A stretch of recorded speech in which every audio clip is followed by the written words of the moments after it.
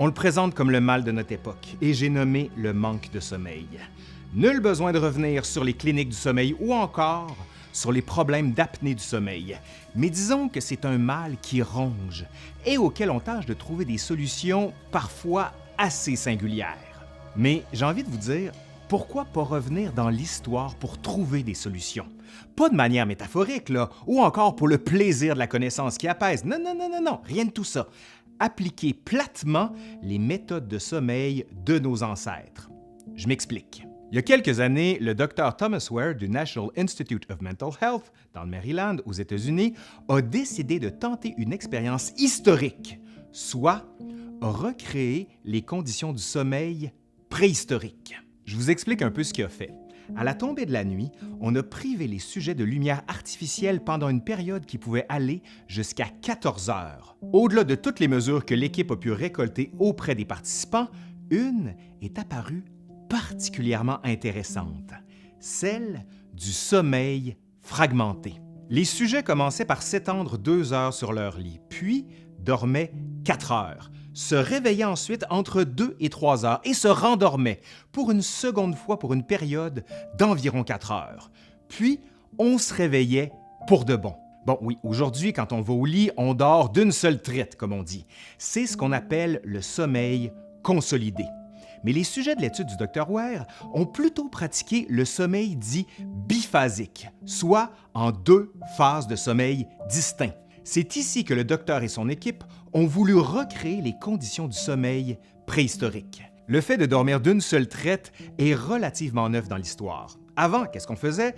On dormait en 2 périodes distinctes, ce qu'on appelait alors le premier et le second sommeil. Ces découvertes ont été réalisées par Roger Ekirch, professeur distingué en histoire à Virginia Tech, dans son ouvrage qui vient d'être traduit en français, « La grande transformation du sommeil ». Comment la révolution industrielle a bouleversé nos nuits. Ce dernier comprend ses 2 articles les plus importants sur l'histoire du sommeil, ainsi que des commentaires supplémentaires sur l'impact de son travail. On trouvera d'ailleurs le cœur de ses recherches dans son ouvrage At Day's Close, Night in the Times Past, paru en 2005. Je vous invite fortement à aller lire ces ouvrages, c'est fascinant et ils ont permis de voir la nuit et le sommeil de manière totalement neuve. Allez, aujourd'hui, à l'Histoire nous le dira, la grande transformation du sommeil entre le 16e et le début du 20e siècle.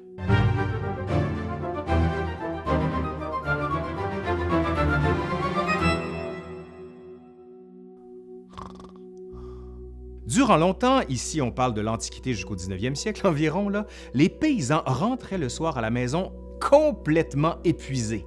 La fatigue leur tenait le corps et l'esprit tout entier. Après avoir mangé, rangé et préparé les chambres pour la nuit, on s'endormait lourdement dès les premières noirceurs.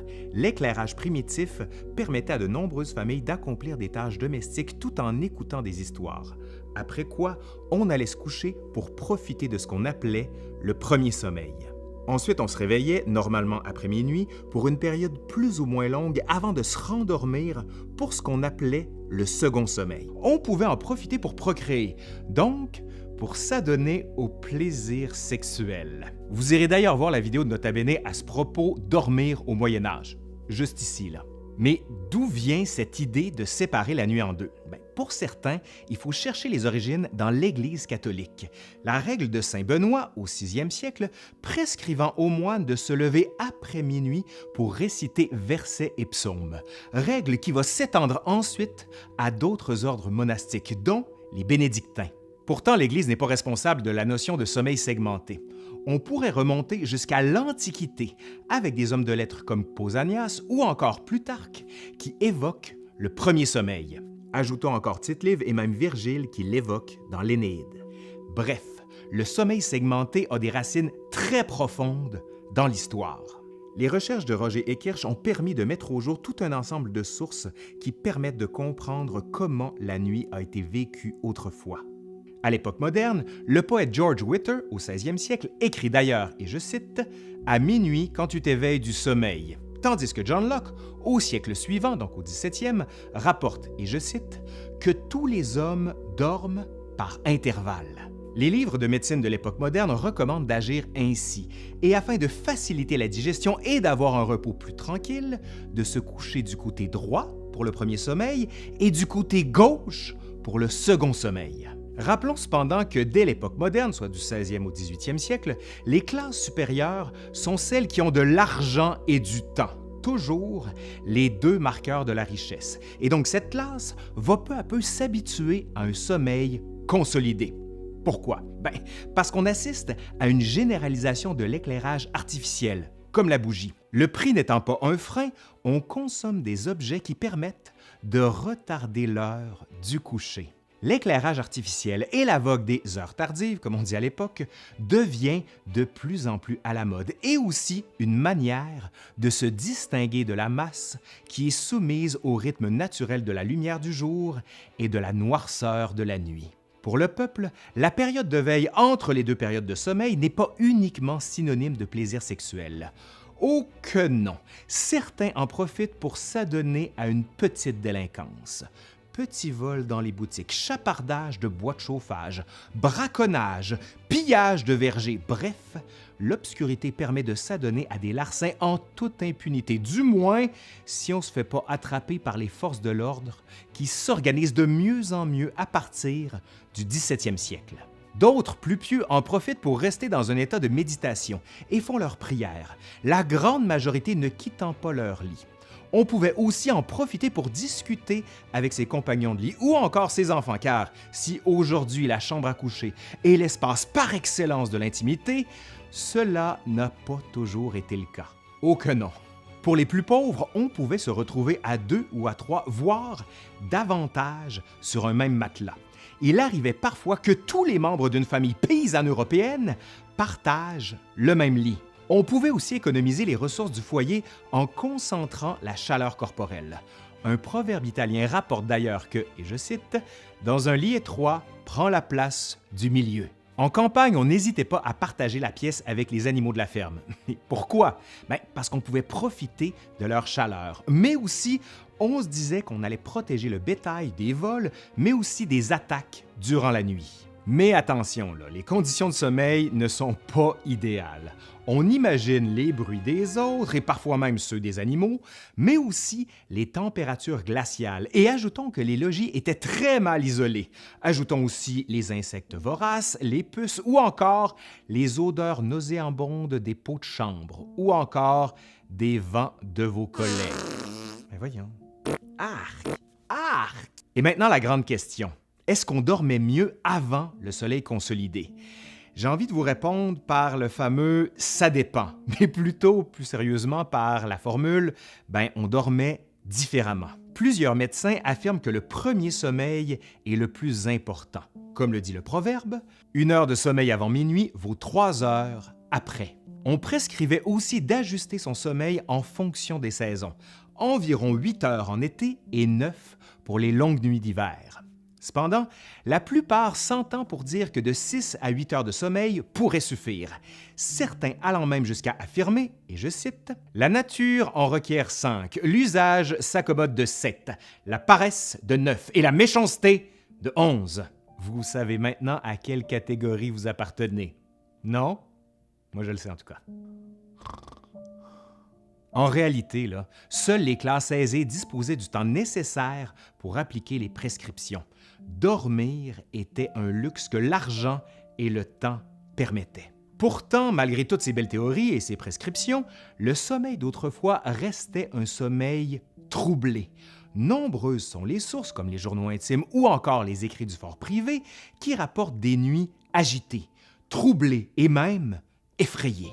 Une prière du 17e siècle évoque, et je cite, « les terreurs, les visions, les bruits, les rêves et les peines qui affligent de nombreux hommes pendant leur repos. Douleurs, anxiété, fatigue extrême et maladies physiques tiennent les esprits occupés et empêchent le corps de se relâcher pleinement.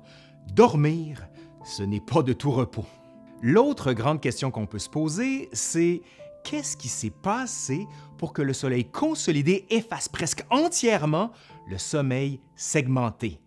Comment ça s'est passé? Roger Kirsch raconte comment ce processus de transformation du sommeil s'est peu à peu transformé. Bien sûr, tout ça ne s'est pas fait du jour au lendemain. On retrouve jusqu'au 20e siècle des traces de ce sommeil ancestral, si vous me permettez de l'appeler comme ça. Un des éléments déterminants, c'est la généralisation des lampes à l'huile de baleine, des lampes à gaz et enfin de l'éclairage électrique. Ce qu'on a qualifié de colonisation de la nuit, avec l'introduction de l'éclairage public dès le 17e siècle, va bientôt entrer dans les foyers et permettre de repousser de plus en plus l'heure du coucher à 23 heures ou encore à minuit. Rappelons que nous sommes ici au 19e siècle, époque de transformation des moyens de production, âge de la mécanisation, du capitalisme et de la production de plus en plus étendue à tous les secteurs de la vie. Ainsi, la rationalisation du sommeil se fond dans l'éthique de la révolution industrielle qui valorise les valeurs de productivité, d'efficacité et de profit. L'éclairage n'est pas la seule donnée qui va permettre d'imposer le sommeil consolidé. Le 19e siècle est aussi le siècle de la massification des loisirs, plus encore de la division d'un temps de loisir qui se sépare du temps de travail. L'éclairage public joue aussi un rôle déterminant dans l'allongement du temps de loisir. La nuit urbaine n'existe plus, ou plutôt, elle est constellée de luminaires qui encouragent et définissent de nouvelles pratiques sociales. À Paris, la compagnie d'éclairage au gaz est créée en 1855 et équipe la ville. En 1860, on compte 17 000 becs à gaz et 5 ans plus tard, près de 30 000. La conquête de la nuit par la lumière ne s'effectue pas dans tout Paris. Les lieux de divertissement sont ceux qui sont les plus illuminés. Ce cadre sécurisant, indispensable au déploiement d'un éclairage commercial, revêt l'allure festive d'un feu d'artifice permanent. Le boulevard consacre ce triomphe éblouissant de la lumière. Les vitrines s'apparentent désormais à une scène, la rue à une salle de théâtre et les passants à un public. La distance de la nuit s'établit entre l'élite parisienne et le peuple. Les ouvriers entament leur journée de travail alors que l'élite termine sa soirée. Les phénomènes de distinction sociale par les loisirs se maintiennent et l'émergence d'une culture de masse n'est pas toujours synonyme de grand brassage du haut en bas de l'échelle sociale. Ajoutons aussi la professionnalisation de la police ou encore les activités commerciales nocturnes qui prennent de l'ampleur. Tout concourt à faire de la nuit un nouvel espace d'occupation, reléguant le sommeil parfois au second plan. On assiste même à un mouvement social qui suggère que le sommeil excessif est mauvais pour la santé. Plusieurs affirment que les ouvriers, s'ils veulent gagner plus, n'ont qu'à se réveiller 1 heure ou 2 heures plus tôt. Le temps, c'est de l'argent, comme on se plaît à le rappeler, et trop dormir limite les possibilités d'avancement individuel. Ici encore, on rejette sur l'individu la faute de sa stagnation sociale, tâchant ici de cacher l'idée que des structures puissantes sont à l'œuvre pour contraindre les corps et les consciences. Peu à peu, à la fin du 19e siècle, les expressions de premier et de second sommeil disparaissent du langage commun.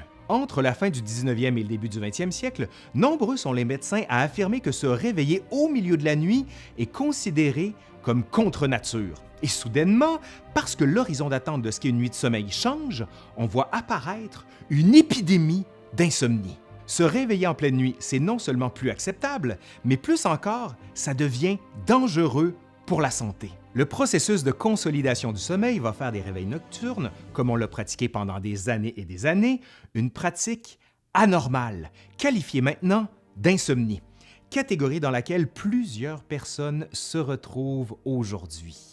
C'est sur la vitesse de notre vie moderne qu'on va rejeter le blâme de ce nouveau mal. En 1900, un journaliste dans The State écrit, et je le cite, « L'insomnie qui afflige toutes les nations à toutes les époques touche un plus grand nombre de personnes dans notre pays en raison de la pression et de la vitesse de toutes les sortes d'activités. » Plusieurs entreprises vont se saisir de cet état pour proposer divers remèdes, comme des pilules, boissons toniques ou encore élixirs. On s'attaque alors directement au mal de l'insomnie. Nous sommes donc encore aujourd'hui héritiers et héritières des transformations que la société de la révolution industrielle a apportées sur la productivité, mais aussi sur notre sommeil. Et quand on regarde ça, Peut-être que le faux rythme naturel du sommeil que l'on nous a prescrit n'est peut-être qu'une autre forme de construction sociale historique. En terminant, je vous recommande chaudement les ouvrages de Roger Ekirch, qui a été pour moi une lecture déterminante et ses découvertes, je pense, permettent de comprendre beaucoup mieux la manière dont on dormait, se réveillait et comment la révolution industrielle a brisé le sommeil biphasique. Allez, c'est fini pour aujourd'hui. J'espère que ça vous a plu. Si c'est le cas, vous savez quoi faire. Vous faites un pouce par en l'air comme ça, vous commentez, vous partagez, vous faites vivre la vidéo.